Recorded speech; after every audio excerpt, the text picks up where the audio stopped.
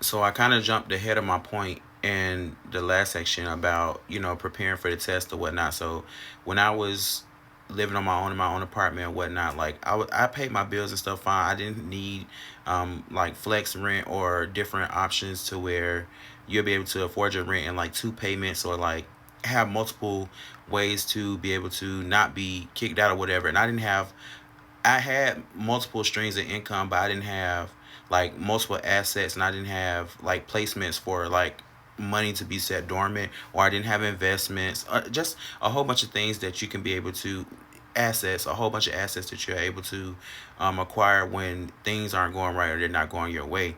So like car insurance, like everything was starting to get so expensive, and I didn't have the managing tools at that moment.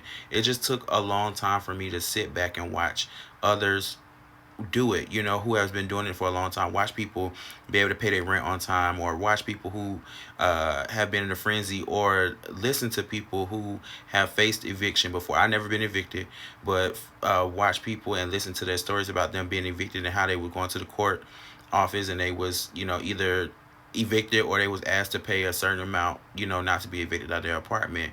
And I feel like this is just a personal thing. I probably could have kept my first apartment if I would just went to court and just paid the fees. But I feel like it's a God made me come back home, in order to learn my lesson with that.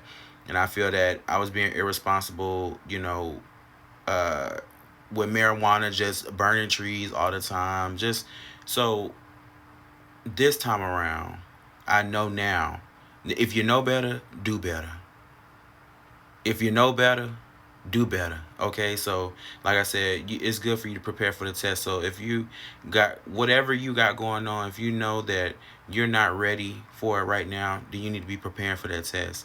If you know that you've been halfway studying, you need to go ahead and prepare for that test. If you know the test is around the corner, you need to go ahead and prepare for that test. So whatever that test may be for you in your life, just make sure that you're always prepared, you're constantly studying, and you pass that test when the time comes. Yeah. And before I get out of here, because I always want to leave on a positive note, things do always get better. And like I said, that test that I was going through is coming back around now. And everything that I lost, I thought that I would never receive back again, or never be able to see it again, which is untrue, because now I'm seeing like I went through all that all this time just to get it back again. So just let you know, anything that God or your creator put into your life, you'll be able to get it again. No matter how much you lose, you'll be able to get it again.